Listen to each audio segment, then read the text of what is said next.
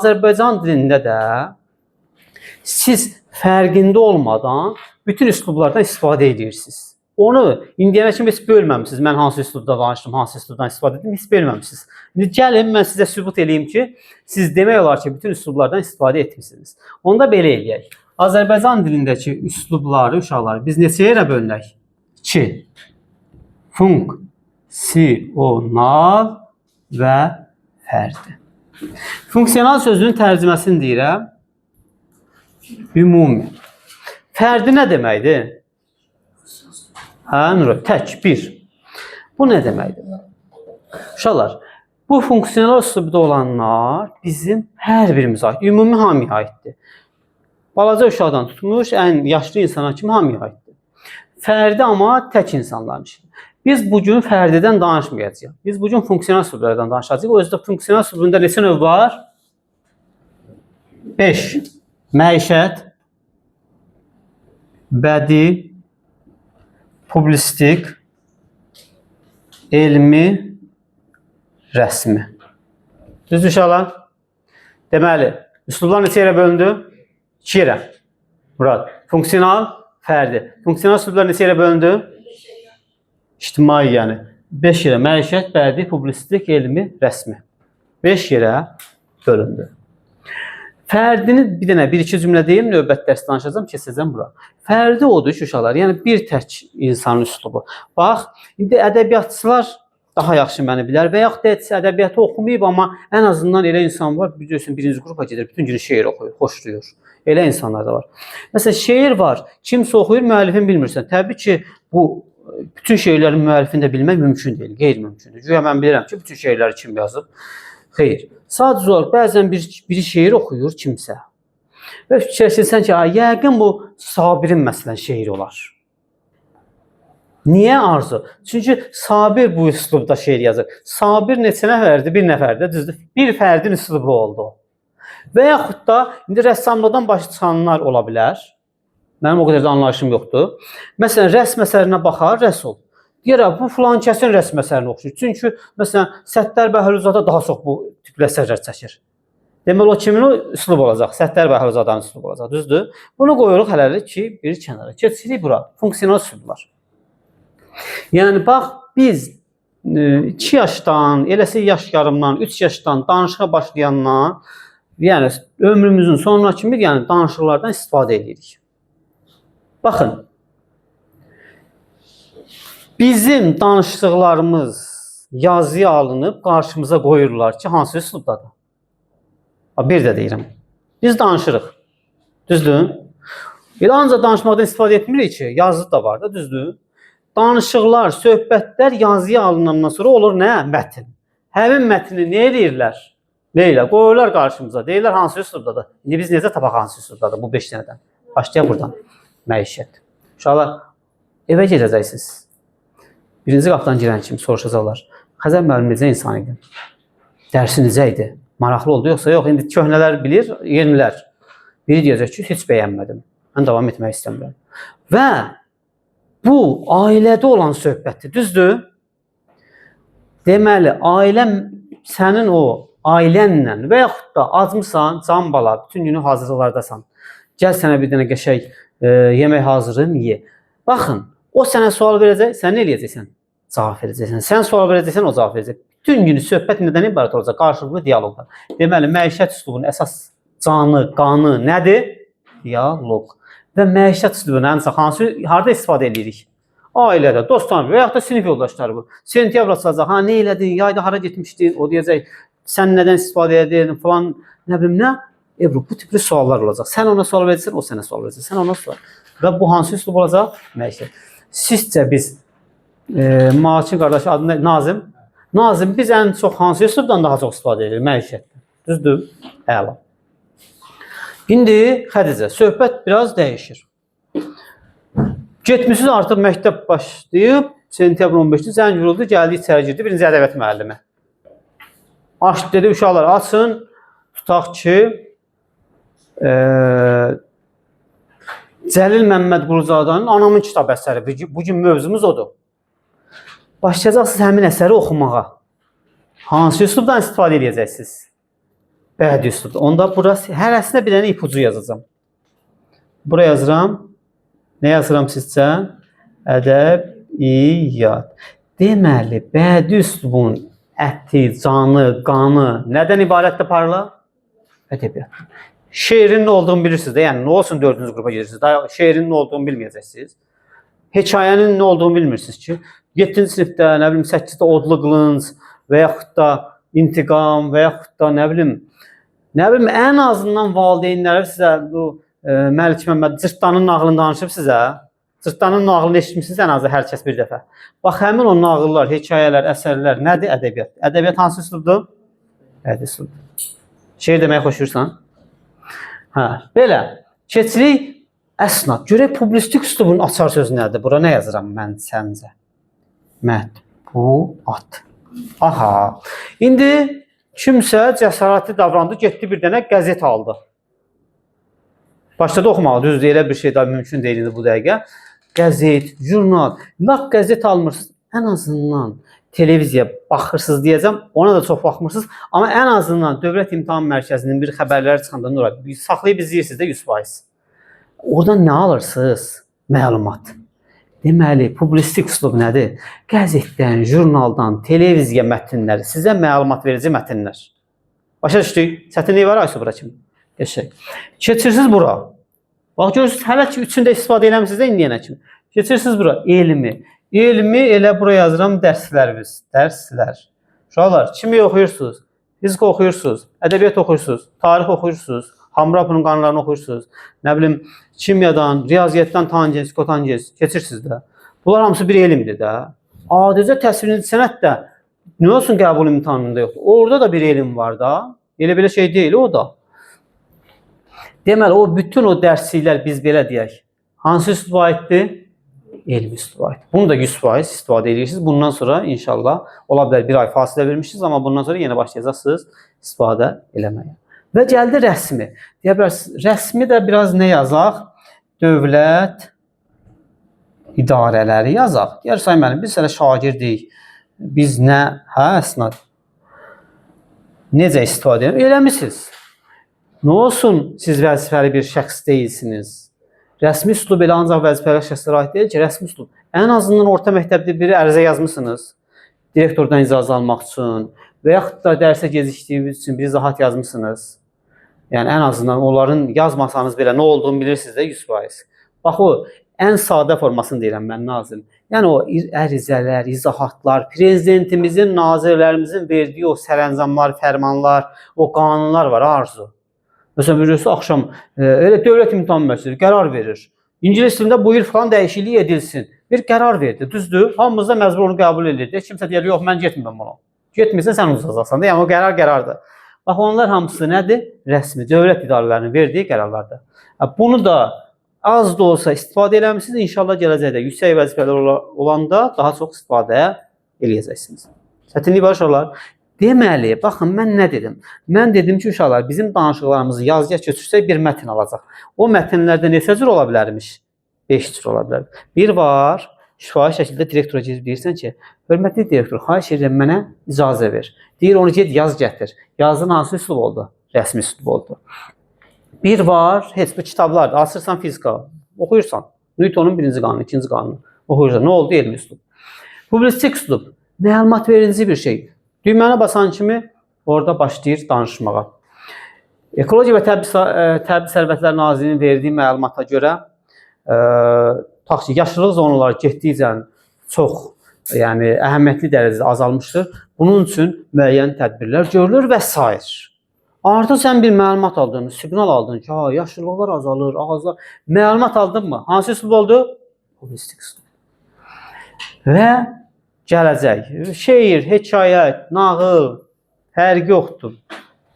Olacaq bədi üslub. Məişət də ancaq nədir? Diyaloq. Bax, məişət üslubu ancaq nədən ibarətdir? Diyaloq və ən çox söhbətlər. Hara getmişdin? Falan yerə getmişdin. Bu da nə oldu? Məişət üslubu. Çətinlik var. Mən hər bir üslubun nə demək olduğunu sizə izah elədim. Və sevinə bilərsiniz ki, çox vaxt sizə düşmür ki, bir mətin verməyəcək ki, bu hansı üslubdadır? Bu çox nadir hallarda ola bilər. Bizə neçə mətin düşür Azərbaycan dilində? 2 mətin. O 2 mətinin Biri nədir? Bədii mətndir. Biri nədir? Publisistik. Deməli, Azərbaycan neçə baldır? 100 bal. 100 balın neçə balın mətnlər verir? 75 balın. 75 balın neçə balın bu ikisi verir? Demək olar ki, 40-45 balı bu ikisi ilə bağlıdır. Bir 10 bal, bu üçü ilə bir yerdə 10 bal, qalanlarda ümumi suallar olur. Yenə də gəlib bunlara ilişir o suallar deyə. Deməli, əsasən bizə hansılar önəmlidir? Bədii və publisistik mətnlər önəmlidir. Ayağını çəkir orada. Hə. Nəysə, bizim üçün deməli önəmli olan nədir?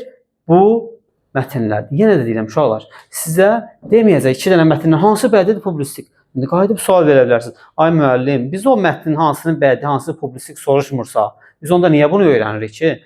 Uşaqlar, sizə bilirsiniz ki, onu oxuyan kimi biləcəksiniz bu bədidir. Sənə deyəcək ki, sübut elə bu bədii mətndir. Bax, deyirəm ki, çıxıram, tutaq ki, gəzirik, biri məndən soruşur ki, bu nə ağacıdır? Qayıdıb deyirəm, çinar ağacıdır. Düzdür? Tanımır da, indi uşaq deyəqin ki, tanımır. Deyir ki, nə bilirsən? Bəlkə mən yalan yer demişəm. Deyir, sübut, nə bilirsən? Sən qayıdıb deyirsən ki, çinar ağacları adətən çox hündür boy olur və düz formada çıxır. İndi Xan Çinarzadə məncə biraz gövdə şaxələnir, amma adətən çinarlar daha çox düz formada olur və gövdəsi daha çox ağ formada olur. Yəni elə ağac var, baxsan gövdəsinə biraz qaraya yaxın olur. Çinarlar daha çox ağ formada olur. Yarpaqların növlərini tam mən deyə bilmərəm. Orada iynə yarpaqları, nəsə belə bir şeylər var. Yarpaqları da fərqli olur onların. Çinarların yarpağı məsələn palıd ağacının yarpağı kimi deyil. Bu əlamətlərin saydım. Uşaq da baxdı kitabdan gördü, hə düz deyirəm. Deməli həqiqətən bu çinar ağacıdır. Düzdür? Hə, indi səndən də soruşacaq ki, bu soruşmayacaq. Özü elə ipucu ilə verəcək ki, bu bədii mətndir. Deyəcək, sübut elə bu bədii mətndir. Niyə? Və biz nə eləyəcəyik? Başlayacağıq. Biliriksə yazacağıq, bilmiriksə balımız kəsiləcək. Və biz istəyərik 5 bal oradan itirək, yaxud da 10 bal oradan itirək. Bir sualımızın biri odur. Deməli artıq hazır olun. Sualımızın o 100 ballıq sualda 30 sualdan birin və yaxud da ikisinin cavabını deyirəm. Deməli, indi mənə diqqətlə qulaq asasınız. Bugün ən azı bir 3-4 sualın cavabını deyəcəm sizə. 100% də əmin edirəm. 99 demirəm ha. 100% deyirəm ki, o suallar düşəcək sizə.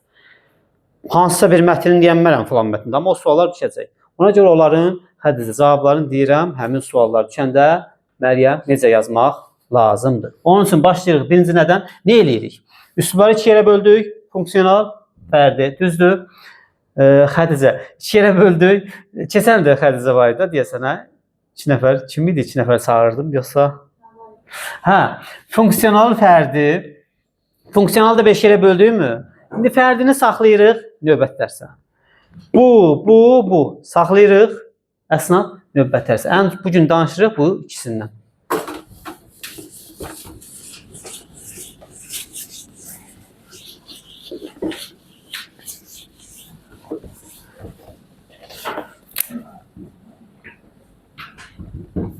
Fərdi üslub. Bir dəqiqə beynimizi toparlayın. Orada fasilə bilirsən hansını? Hə, bədii üslub nədir? Bünyad, bədii üslub nədir Murad? Bədii üslub dedik, şeirlər, hekayələr, nağıllar və s. Sizə şeir forması kimi indiyənə kimi düşməyib. Niyə? Mətnlər şeir forması şəklində düşməyib, adi nəsr formasında. Çünki şeir formasında salsa oradan sual yarada bilməzlər. 10 dənə sual yaratmalıdırlar. O biraz oradan sual çıxartmaq çox çətin olar. Salsa belə sözün üçün qorxusu yoxdur. Yenə yazacaqsınız. Fərqi nədir? Amma yəni ki 100% salmayacaqlar adi mətn formasında. Biz nə eləməliyik? Hə, indi sualımızın birində deyirik axı, cavabını deyirik. Bizə deyəcək ki, elə bu bədii üslubdadır. Deyəcək, sən bunu sübut elə ki, bədii üslubdadır. O dəqiqə cədvəl çəkəcək. Bir dənə qəşəng belə bir cədvəl çəkəcək. Belə bir xananı yaradacaq. Hələ mən 2 xana qoyuram. Bura elə çox vaxt 3 xana qoyur. 1, 2, 3 yazır. Deyir ki, bu mətn bədii üslubdadır. Özü deyir məsələn. Deyir ki, indi sən sübut elə. Sən bura məsələn yazırsan epitet. Bədii üslubda özünü göstərən bir xüsusiyyətdir. Demir, hani qəşəng 5 bal verdim. Xeyr. Deyir, bəlkə epiteti elə belə yazmısan, ağlıma gələn yazmısan epitet. Deyir, mətndə hansı nümunədə epitet var, onu bura yaz. Götürüb həmin nümunədə bura yazacaqsan. Bunu yazsan, bunu yazmasan, sənin balın aşağı düşəcək. Sonra yazacaqsan təşbih və s. Nəysə, indi bunların haqqında mən sizə başlayım məlumat verməyə. Uşaqlar, mən bədii üslubun şərtləri haqqında danışacağım. Ən azı bir təsvir vasitələri, ifadə vasitələri, emosionallıq, obrazlıq və s. bir 10 dənə şərti var. Mən ilk 5-liyi deyəcəm sizə, sonra arxasını da deyəcəm. İlk 5-liyi bilsəz sizə bəs eləyəcək onu yazmağa. 100% onlar orada doğruldur özünü, 100%. Amma qalanını da bilmək sizin çox vaxtınız almır ki, 3-4 dəqiqəlik bir şeydir, yəni onları da bilmək. Və sevindirici bir xəbər odur ki, Murad, sevindirici bir xəbər odur ki, üslubiyyat haqqında ilk dəfə gələnlər ki, üslubiyyatı eşidir, bir aydan sonra ümumiyyətlə biz fevral, mart imtahanına kimi üslubiyyatdan demək olar ki, danışmayacağıq. Çünki o qədər ondan mətn işləyəcək, o qədər danışacağıq, o qədər müzakirə edəcəyik. Artıq sizə mən sizə durub desəm, uşaqlar, epitet nədir? Sizə gülmək gələcək ki, bu nə sualdır müəllim bizə verir. Siz artıq onu nə eləyəcəksiniz Nuray? Testdə tapacaqsınız. Yəni indi sizə biraz qaranlıq gələ bilər bəzi şeylər. Amma qətiyyən ondan qorxmaq lazım deyil. Onu o qədər biz bir ay içində təkrar eləyəcəyik. Artıq siz birbaşa mətnlərdə rahat-rahat yazacaqsınız. Aha, onda mətn bədii üslubdadır və mənə deyir ki, sübut elə bədii üslubdadır. Mən nə edirəm? Başlayıram. Ən önəmlisi nədən? Məcazlardan uşaqlar. Ən önəmlisi nədən? Məcazlar. Məcazların ədəbiyyatçılar digər adı nədir? Bədii təsvir vasitələri. Nədir adı? Bədii təsvir vasitələri. 100% bu adların hamısını eşitmişsiniz. Epitet, 2. Təşbih, 3. Metafor. Ardıcıllığı mən özüm düzürəm. Daha önəmlidən belə deyək də, önəmsizə doğru düzürəm də. 4. Metonimiya. Aha. Yenə də deyirəm, mətn verib bədii üslubdadır. Deyəcək ki, sübut elə. İlk ağlıma nə gələcək? Epitet. Nədir epitet? Zəhram. Epitet nə idi? Məcazi mənalı. Amma yəni bunların hamısında məcazlığı var. Kimi yadında qaldı? Nuray? Aha, olur. Sağ ol, qəşəng. Deməli, Nazim, epitet nə oldu? Mükəmməl şagirdim. Epitet o oldu ki, necə təyin, sağ ol, təyin, amma bir şey dedi, bədii təyin. Yəni, təyinin ebru sualları nə idi? Necə, nəcür, hansı? Deməli, epitet axtararkən ilk növbədə İslam ağlınıza nə gələcək? Necə, nəcür, hansı suala? Bu bir. Amma harada necə, nəcür? Yəni, sifətin sualları da belə deyək də, rahat şəkildə belə deyim, sifətin sualları. Amma harada sifət gördük, ömür deyə bilmərik də, düzdür? Hansı sifətlər? Məcazi mənalı sifətlər. Məsələn, deyirəm ki, onun qara köynəyi çox xoşuma gəldi. Belə bir ifadədir. İndi burada sifəti tapaq bir dənə zəhmət olmasan. Əli, köynəyi, hansı köynəyi? Qara köynəyi. Düzdür, başqa sifət var da? Yox, belə bir dənə sifəti qara. Tamam, indi sifəti tapdıq. Necə nəcür sualını verdik. Təyindir. Axı, Leyla dediyi o bədii təyin deyil bu. Həqiqətən, qara köynəyi olmur ki. Qara köynəyi niyə olmur ki?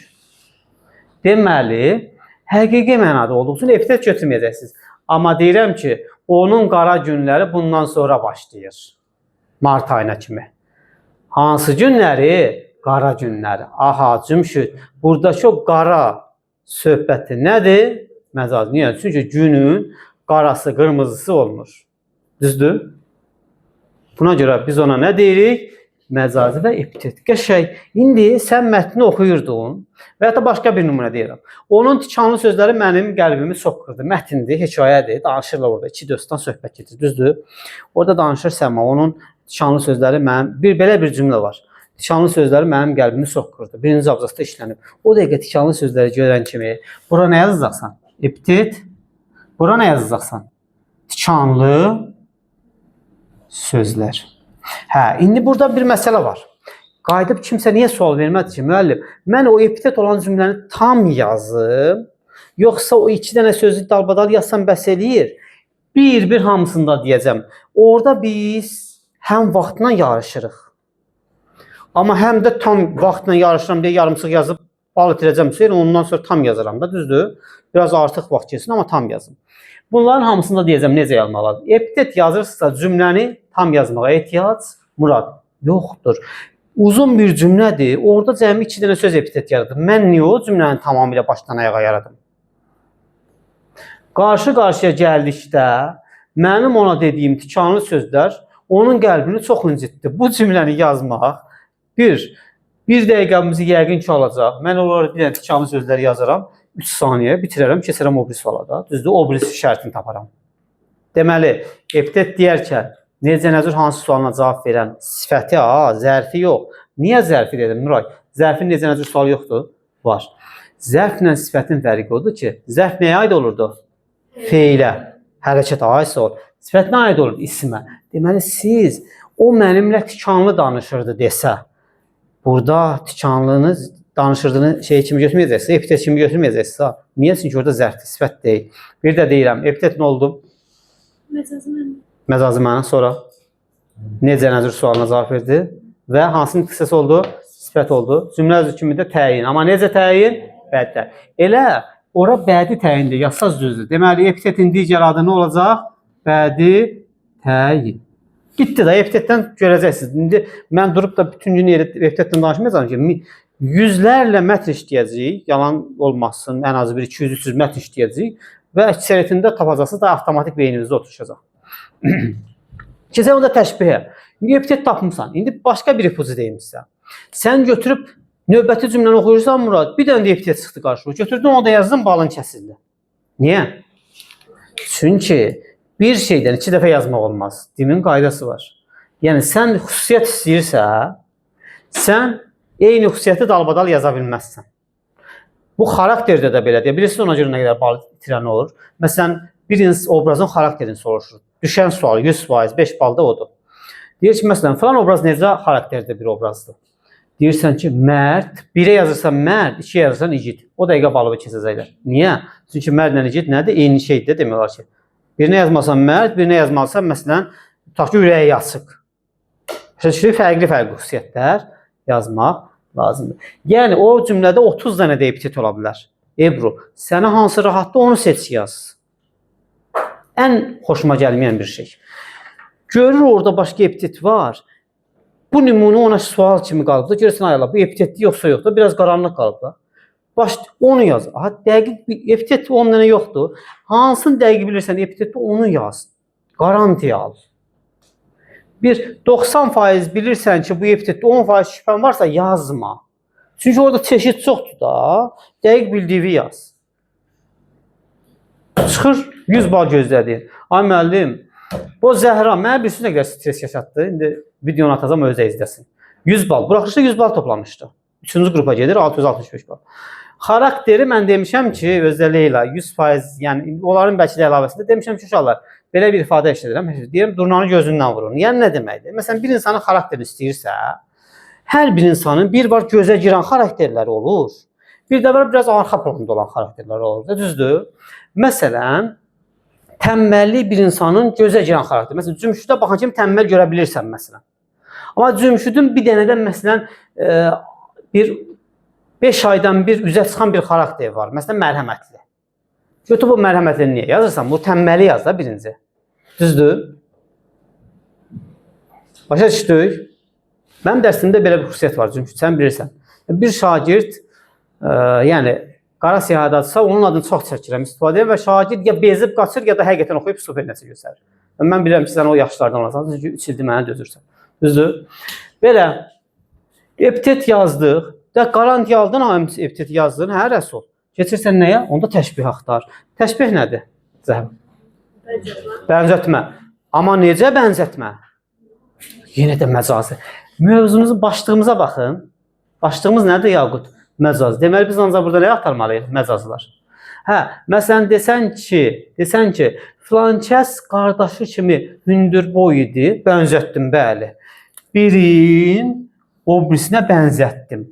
Amma həqiqi mənada bənzətdim. Yəni, bir insanın qardaşı 1.90-dırsa, deməli, burada genetik bir məsələ var. Deməli, bu da 1.90-a gəlib çata bilər də. Burada qeyri-adi bir şey yoxdur ki. Düzdür? Mən həqiqi mənada bənzətdim. Və yaxud da filankəsin gözlərinin rəngi anasının gözlərinin rəngi kimi qəhvəyi idi. Bənzətdim. Amma necə bənzətdim, Ebru? Həqiqi. Bu təşbih deyil. deməli, məcazi mənalı bənzətmə olmalıdır. Və bir şeyə fikir verdiniz yoxsa yox? Bir şeyə fikir verdiniz yoxsa yox? Mən nöqtələri bərabər qoymadım. Sizcə, niyə nöqtənin birini aşağıdan qoydum, birini yuxarıdan qoydum? Hə, İsmail?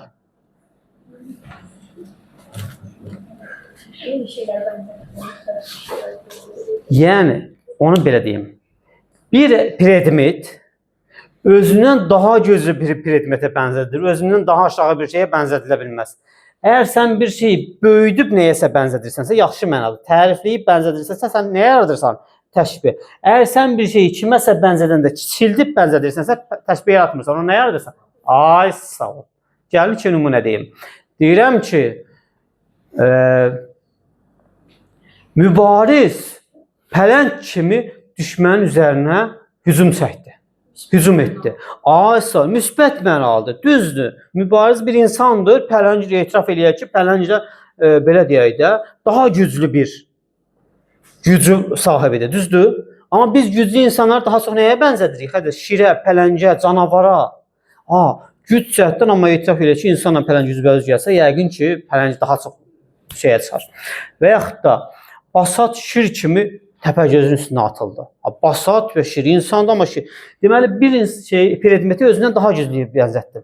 İndi qaydaya deyirəm ki, Ermənistan ordusu çəyirtkə kimi üstümüzə gəlirdi. Mən nə elədim ordunu? O ordu indi etiraf eləyir ki, yəqin ki, hərəsinin bir minimum 1.50 boyu var mı? Amma çəyirtkə var. Bunları mən kiçiltdim.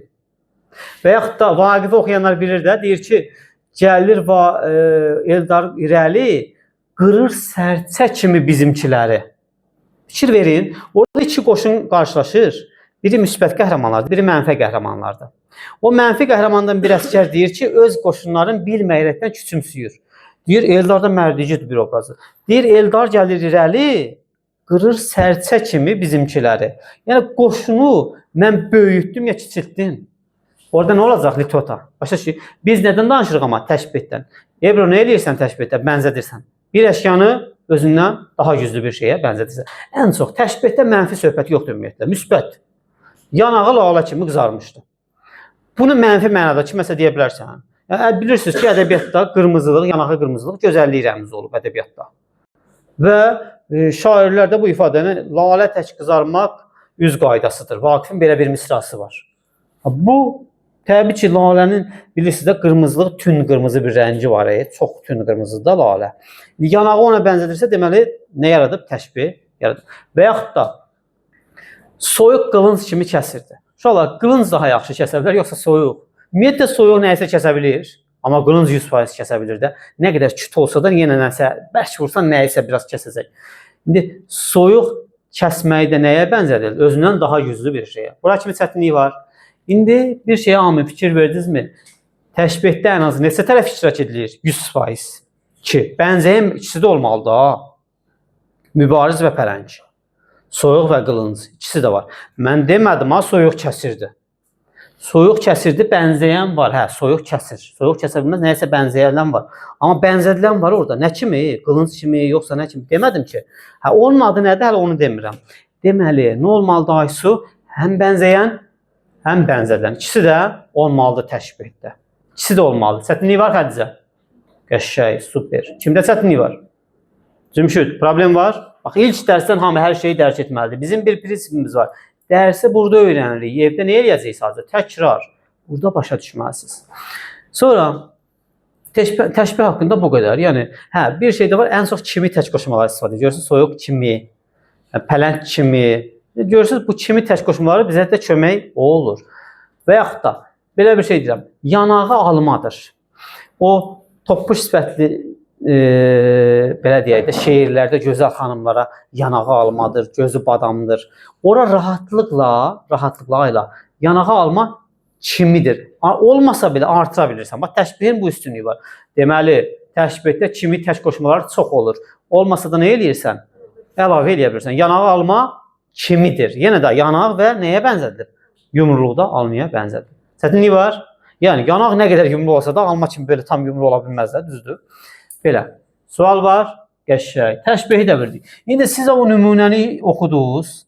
Mətni oxumuşdunuz axı. O dəqiqə bir də ona bənzətmə görən kimi götürüb yazırsınız. Məsələn, yanağı lalə tək qızardı və s. qısa yazıram. Axı bizdən 3 dənə şey istəyir. Üçüncü ağlınıza gələn şey nə ola bilər? Metafor. Metafor nədir?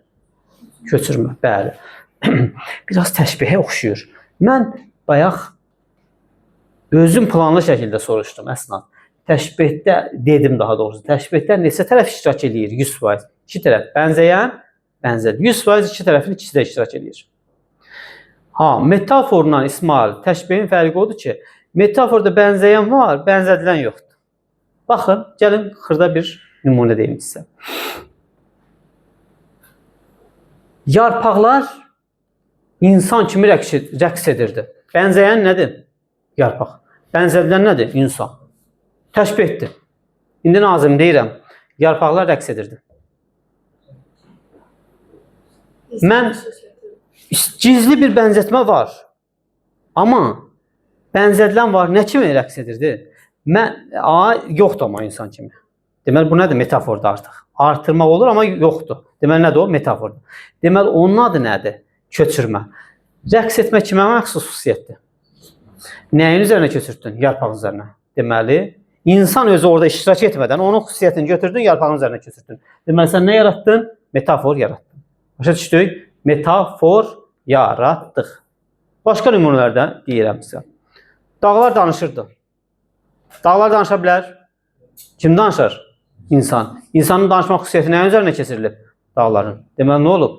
Metafor yaratılıb. İndi desəm Nuray, dağlar insan kimi danışırdı, nə olacaq? Təşbih. Deməli, fərq odur ki, bənzədən orada olmur.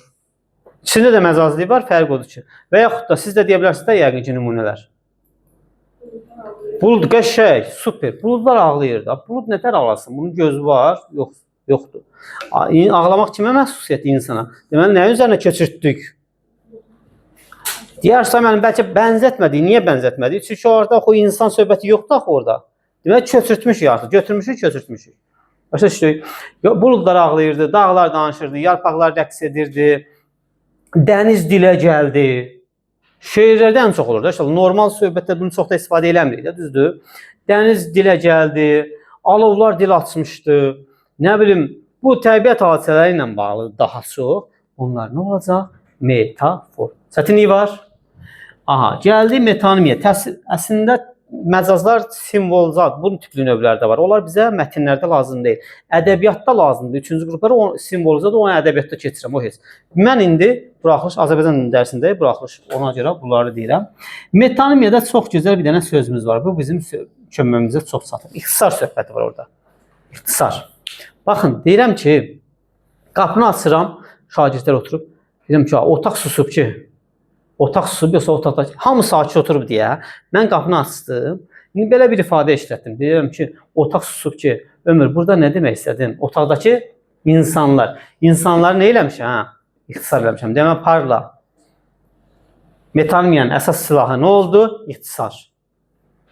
Başa düşdük? Çətinlik var, yorulmadınız uşaqlar. Birinci dərs, yəni, qəbul eləməlisiniz bu mənim söhbətlərimi. Özüm səs tonumu da, yəni normal səsirəm ki, siz qışqıra-qışqıra belə danışmıram ki, sizi çox yormayım, amma yenə də nə qədər sakit danışsam da, lisəyə yatmısan saat? İnşallah bugün saat 12-yə tərəddüzdür. Deməli, ixtisar söhbət. Başqa bir şey deyim. Çoxlu nümunələr deyək ki, daha da oturursun. Deyirəm ki, Murad, gecə saat 3-dür, yuxun gəlməyib, dərs oxuyurdun. Açıb pəncərə baxırsan şəhərə, deyirsən ki, şəhər yatıb ki, baxırsan bir dənə maşın yox, bir dənə insan yox, elə sakitçilik, elə bir kənd yerini sakit. O gündüz o cür gür olan bir şəhər, heç bir səs yox. Deyirsən şəhər yatıb. Şolar, şəhər başını qoyub döşəyə yatır, yoxsa şəhərdəki insanlar yatır? Deməli, nəyə ixtisar eləmiş orada hədicə insan? Deməli, nədir metonimiyadır? Və yaxud da salon susur. Salon deyəndə otaqda, yəni insanlar, salondakı insanlar. Nədir orada? Metonimiyadır. Bunun başqa versiyadır da, məsələn. Deyir ki, Koroğlu dastanında belə bir şey var. Deyir ki, Koroğlu 5 qazan yedi. Uşaqlar, Koroğlu 5 qazan nədəni var? Alüminiumdan, misdən. Qazanı götürüb yeyə bilər. Nə qədər bu insan da bu heyvan belə o qazanı yeyə bilməz. O dəmiri, o alüminiumu. Deməli, Koroğlu 5 qazan aş, yemək, nəsə bir şey yedi. Düzdür? Orada nə ixtisar olub? Yemək. Deməli, nədir o? Metonimya. Dəqiq. Başa düşdük? Belə bu tipli ifadələr bizim məcazlar haqqında hələ ki bu qədər. Uşaqlar, indi bax, mən indi sizə danışdığım məlumatlardır. Hələ ki test üzərində tapmamışıq ki. Siz indi mənim dediklərimi başa düşürsünüzsə, sizə mən indi bu dəqiqə 10 dənə test versəm, siz 5-ini tapsaz tam normaldır. Çünki biz indi nəzəriyyə keçirik. O 10 dənə onu yazmaq üçün nə eləmək lazımdır? Testlər işte praktikaya keçmək lazımdır. Başa düşdünüz? Yəni, heç kim deyə bilməz ki, müəllim dərsi danışdı, mən getdim onu yazdım. Bu mümkün deyil. Müəllim danışmalıdır və müəllim sizə onun testlərin, nümunələrini işlədəndən sonra siz 100% yaza bilərsiniz. Mən sizə il boyu isim, sifət, say, əvəzlik o qədər danışaram, bütün günü sual cavab verərəm. Siz respublikada bütün sual cavablarda birinci yerə çıxarsınız. Yəni şifahi sual cavablarda. Gedərsiniz testdə 30 dənə test verərlər, 15-ini yaza bilərsiniz. Çünki sizə yəni birinci amma nəzəriyyə önəmlidir. Birinci onu öyrənməlisən, sonra nə işləməlisən? Test. Yəni indi sizə mən bunu nəyə deyirəm? Növbəti dərs bir test gətirdi işlətməyə. Siz götürüb 20 dənədən, özündən gözləntin çoxdur, 20 dənədən onun düz yazdın. Ruhdan düşmürsən. Bu tam normal bir şeydir. Sən 2 aydan sonra artıq 10 dənədən onu da yazacaqsan. Yəni mən bir mövzu keçdim, bitdi. Daha bir də elə bir şey yoxdur məndə. Yəni istənilən sual, istənilən mövzunu ən azı bir 30-40 dəfə təkrar eləyirik ki, istənilən sual tipini. Şagird mümkün deyil ki, yadından çıxsın. Yəni mən belə bir şey, mən iş proqramımı ona görə belə qururam ki, bir dəfə təkrar çıxsam, təsəvvür edin sentyabrda başlayıram, məsələn mayda bitirirəm, martda bitirirəm və heç bir təkrar eləmirəm. Siz o zaman təbii ki, hər şey yadınızda çıxar. Amma siz ilin sonunda belə biz bunlardan danışacağıq. Ən son günlərdə də belə bütün suallardan danışacağıq. Ona görə hər dəfə təkrar edəcəyik və yaxşı yadınızda qalacaq. İndi aşağılar keçirik biraz digər məsələlərə. Bunlar artıq rahatdır. İndi bu təsvir vasitələrinə baxdın, sürətlə oxursan axı, gözümə bir dənə epitetini təşbih dəydi. Metafor, metonimiya dəymədi. Amma sən nə yazmalısan? 3 dənə. O dəqiqə nə axtarmalısan? İfadə vasitələri. İfadə vasitələri. 1. Ən önəmlisini yazıram. İnversiya. Ən gözəl, ən rahatlardan biri budur.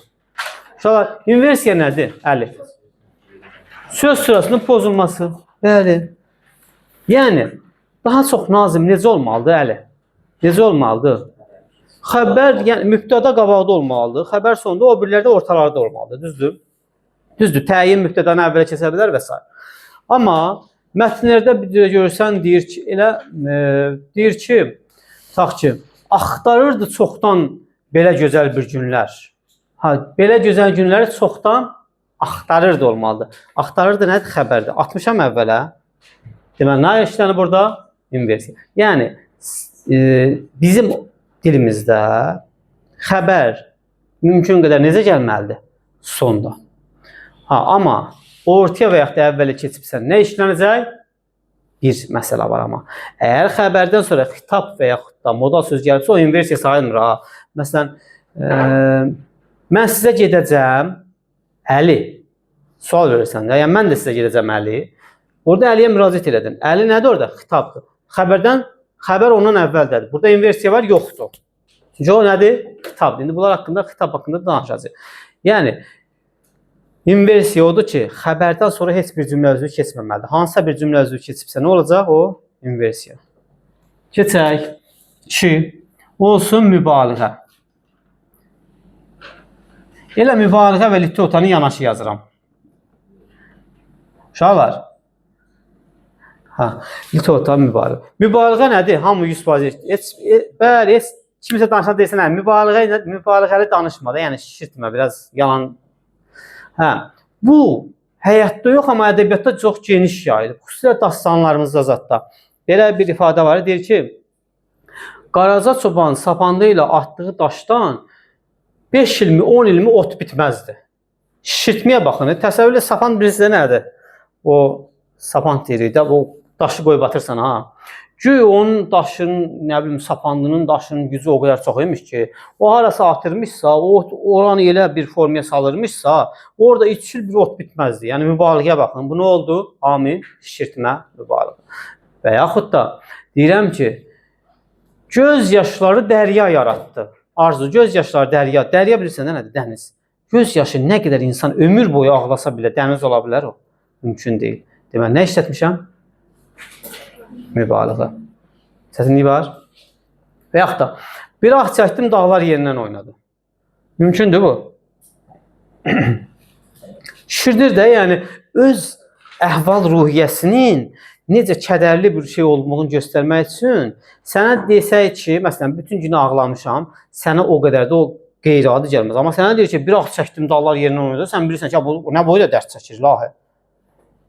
Mübaliğə. Bildik? Qəşəng. Hə, bunun da əksi nədir? Litota. Litotanın digər adı bayaq izah etdim. Nədir? Kiçiltmə, əhəmiyyətsizləşdirmə. Başa düşdük? Buna da nümunə bayaq demişdik. Əslində litotanın bəzən müsbət mənada da ola bilər. Necə? Necə? İndi deyim sizə inşallah. Adətən arıqlamağı insanlar çox xoşlayır. Düzdür? Və deyir ki, o qədər incəlmişdi ki, iynə gözündən keçərdi. Bax, ədəbiyyatda bir obrazlar olur da, bir gözəl obraz var, tutaq ki.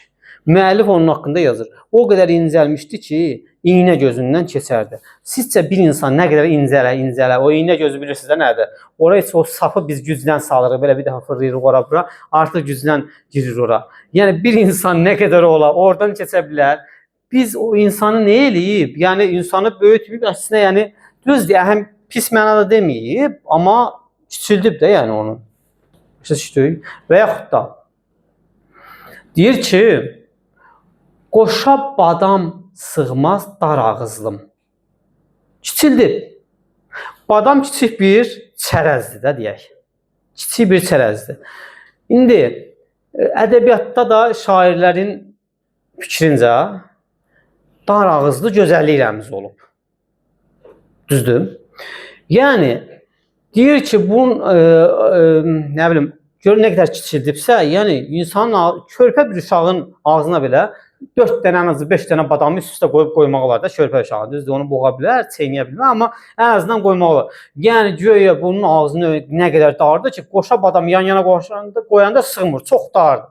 Yəni orada kiçildir də, yəni gözəllik rəmzi kimi gözün belə göstərirlər, ağzın belə, yəni nədən istifadə edib? Litotadan. Keçirik növbəti. Kinayə.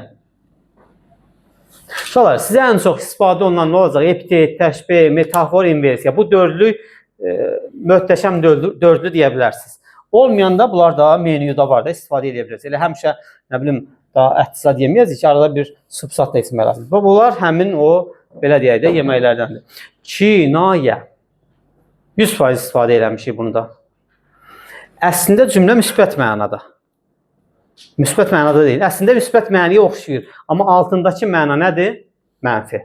Deyirəm ki, ayla, tutaq ki, qorxaq birinə deyirsən ki, sən lap canavarsan ki, indi bax, həmin o iki, bir nəfərə deyir ki, sən lap canavarsan ki, biz də bilmirik, onu həqiqətən elə bilirik ki, tərifləyir. Əslində onlar ikisi də bilir ki, o dostu onu daha gündə qoyub qaçıb, qarşılarına ayı çıxıb, o dostu onu qoyub qaçıb, sənə qayıdıb ki, sən nə tutub canavarı etmişsən ki, və yaxud da sən çox etibarlı insan imişsən. Sən də indi o söhbətdən xəbərin yoxdur axı, düzdür? Elə bilirsən, bunu müsbət mənada deyir, amma onun altında nə mənə yatır? Mənfi məndə. Başa kinayə ilə dediyi sözlər olur da, yəqin sətir altı məna ilə. O, kinayə, adətən özə kinayələr nəyin içərisində yazılır? Dırnaq içərisində yazılır. Bunu da dedik. 5. Bədi sual. Uşaqlar, bədi sual nədir? Ümumiyyətlə, sual cümləsində istifadə edirik də, hə, Zeynəb əzizlə. Deyirik ki, neçə yaşım var? Deyir 15. Bu cavab verdi də. Hə, cavab almaq məqsədi ilə işlədilməyən cümlələr necə sayılır? Nə sayılır? Bədi sual sayılır. Məsələn, deyirik ki, ayrılar mı könül candan? Azərbaycan. Burada ayrılar mı könül candan? Azərbaycan qayıdıb demir ki, yox ayrılmaz. Demir. Cavab elə belə şeirdə istifadə edib. Başa düşdük? Mən candan sandırdı, cəfadan yar usanmazmı? Yarzat durub heç demir orada qarşılıq olaraq. Sadəcə o şeirdə istifadə edib. Başa düşdük? Cavab almaq məqsədi ilə işlədilən bədi sual olmur. Amma cavab almaq məqsədi ilə işlədilməyən suallar. Məsələn, bir nəfər, belə bir hekayədir, oxuyursunuz. Bir nəfər oturub bir qürbətdə gedəcək. Qayıdıb vətəninə, nə bilim, izləyir də, indi dağın daşını izləyir ki, ay vətən, səndən necə ayrı qalacağam? Öz-özünə deyir də, yəni öz kədərin, öz darıxmağın bildirmək istəyir orada Nazım, düzdür? Vətən də qayıdıb ona heç bir cavab təbii ki vermir. Deməli, nədir o? Bədi sual. Və sonuncu nə olsun? Təkrir. Təkrir nədir? Elə eyni nə eləyəcəksin? A olacaqsa nə olacaq? Təkrar. Yəni, eyni sözlərin yanaşı gəlməsi və təkrar edilməsi nə sayılır? Təkrir sayılır. Himnimizdə Azərbaycan sözü dalbadal təkrar olunur. Düzdür? Və yaxud da Səməd Vurğun ilə Azərbaycan, ayrılar mı könül candan Azərbaycan. Bax, bir dənə beyt deyir, hə? Görün, orada neçə dənə ifadə vasitəsi var. Ayrılar mı könül candan Azərbaycan, Azərbaycan. Deyin. 3. İnversiya var. Xəbər əvvələ keçib ayrılar mı könül candan. Bədi sual var. Təkrir var. 3 dənə var. Bəlkə fikirləşsək 4-cünüzü də taparıq. Belə. Başa düşdük. Hə, indi bir ipucu.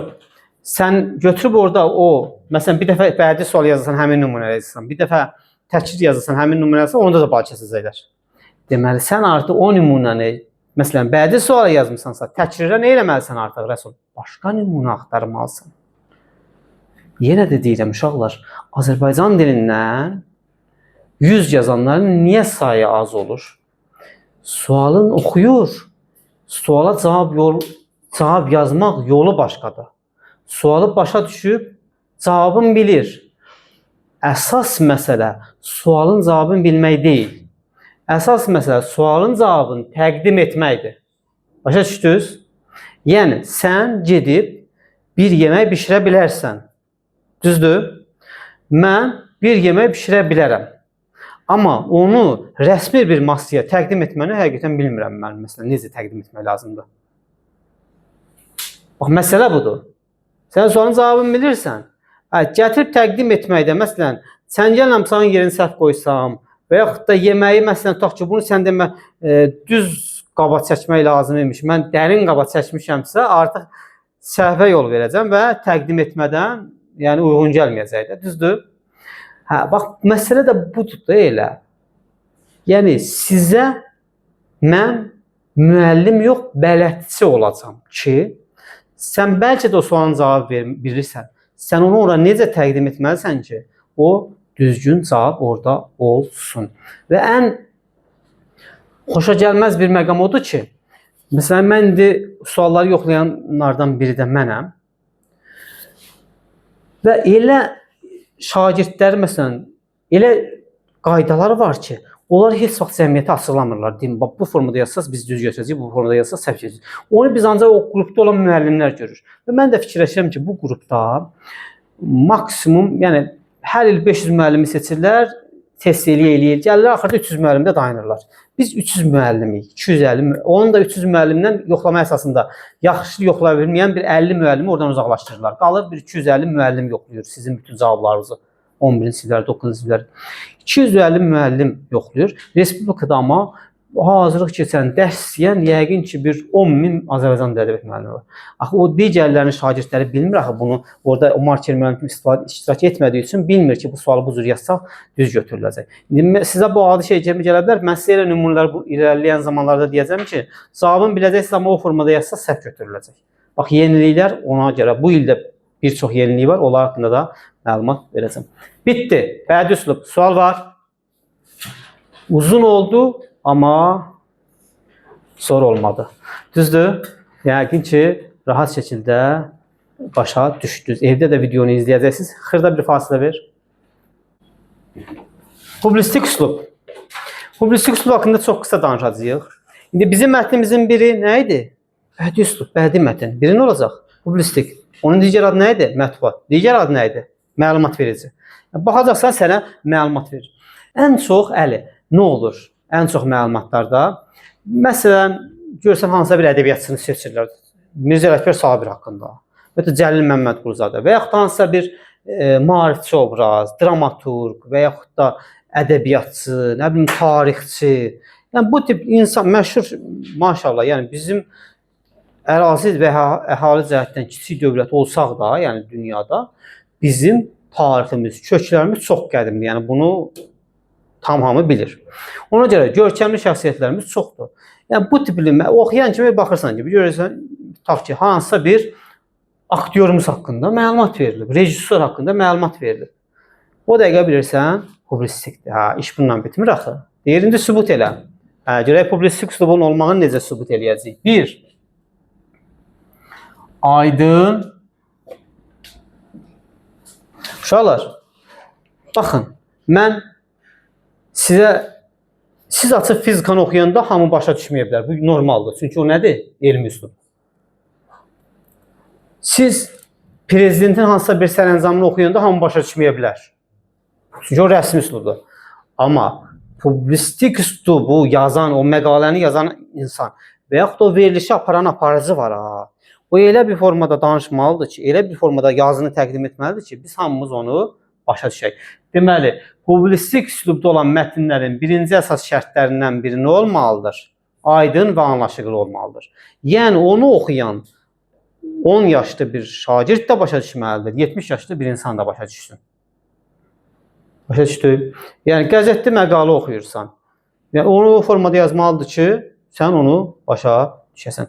Və yaxud da televiziyada aparıcılar çıxıb danışanda, yəni elə bir səliqəli formada danışmalıdırlar ki, biz onu başa düşək. Niyə? Çünki elə bir şey var tarixdə. Deyir ki, jurnalistika, mətbuat 4-cü hakimiyyətdir. Bu nə deməkdir uşaqlar? Bilirsiniz nə deməkdir? Məsələn, birinci hakimiyyət tutaq ki, götürək prezident. Olsun ikinci millət vəkilləri, yəni Milli Məclis. Biri olsun tutaq ki, məhkəmə. Düzdür? Ən çox bunlardır da qərar verir. Onlar qanunudur, rəsmidir. Jurnalistikanın belə bir şeyi yoxdur. Möhür vura, mən bu qərarı verirəm. Amma ən çox əhaliyə təsir edən nədir? Jurnalistika. Çıxıb bir dənə televiziyada bir xəbər verməklə əhalini toplamaq olar. Düzdür? Fikir verirsiniz? Yəni ölkələr ölkəyə hücum edəndə birinci onun internetin, yəni işığın, nəyin vurur ki, televiziya çıxış olmasın. Məsələn, 90-cı ildə indi mən birbaşa şahid olmasam da, yəni o ruslar ki bizə hücum eləyib 20 yanvar. Onda televiziya çox yox idi ki, yəni ASTV-ni birinci vurmuşlar. Yəni əhali televiziya qoşurdular axşam ASTV. Heç kim kənddə oturub heç nədən xəbəri yoxdur. Və onda görür ki, bir həftədən sonra oğlu qasa-qasa gələr kəndə. Eşitdiyim söhbətlərdir. Nə dayıbalar, heç də Bakıda qırğın eləmişlər. Bir həftə 10 gün sonra cəmaət xəbəri oldu ki, Bakıda, nə bilim, bəzi bölgələrimizdə belə bir qırğın oldu. Deməli, aydın və anlaşılır jurnalistikanın, yəni mətbuatın əsas silahı nə olmalıdır Xədicə? Aydın və anlaşılır olmalıdır ki, o böyük bir kütləyə çıxır, onu hamı başa düşməlidir. Deməli, o mətndə aydın və anlaşılır olmalıdır. İndi sən o mətndə bir dənə 2-3 dənə çətin cümlə olsa o dəqiqə deməyə, sən belə eləyəcəksən də. Səndən soruşacaq ki, bu publisistik özü deyəcək. Niyə publisistikdir? Sən deyəcəksən ki, dili nədir? Aydın və anlaşılırdır. Sonra nə yaza bilərsən ikinci? Təsirli yazaq, ay sağ ol. Təsirli. Bax, bir verilişi bir dəfə izlədin. Çox sənə yaxşı təsirlədi. Nə eləyəcəksən? Baxacaqsın saatına, növbəti həftənin həmin günü yenə Yaqut onu axtarıb izləyəcəksən. Deməli, sənə nə eləyib o? Təsirliyib. Xoşuma gəlir də yəni. Və yaxud da, məsələn, mənim belə bir xüsusiyyətim var. Boş olanda internetdə təbiətlə bağlı qeyri-adi şeylər, məsələn, izləyirəm ölkələr, harda, dağlar, dərələr, yəni təbiəti.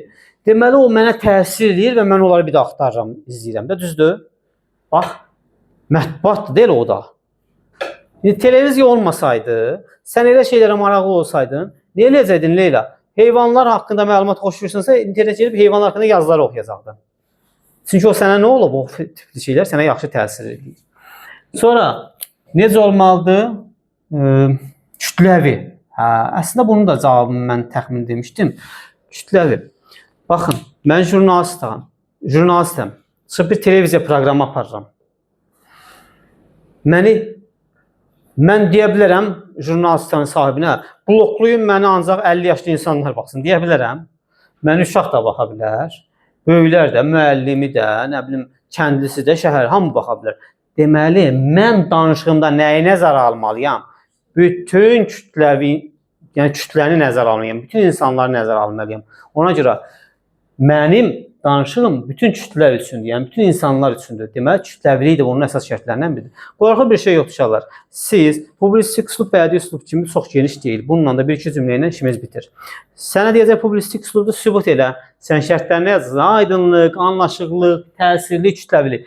Qayıdıb indi mənə sual verə bilərsən, mənim nümunəni yazaq. Uşaqlar, oradan istənilən bir cümləni yaz bəsdir. Sadə başa düşdüyün normal bir cümləni yaz. Məsələn, tutaq ki, Sabir haqqındadır. Sabir Azərbaycan satirik şairlərindən biridir. Yazacaqsan dilin nə? Əslində aydın olmalıdır. O cümlə yazacaqsan ki, Sabir Azərbaycan satirik şairlərindən biridir. Bəs deyil, aydındır da. Orada qeyri-adi nə var ki? Sadə, rahat bir-iki cümlə yaz bəsdir. 99% publisistik üslubun şərtlərini soruşacaq, nümunə istəməyəcək 99%. Çünki o mətnin hamısı elə o nümunələri ödəyir. Amma bu şərtləri 100% düşür, yəni orada. 2 dənə sualımız dedi ən azı və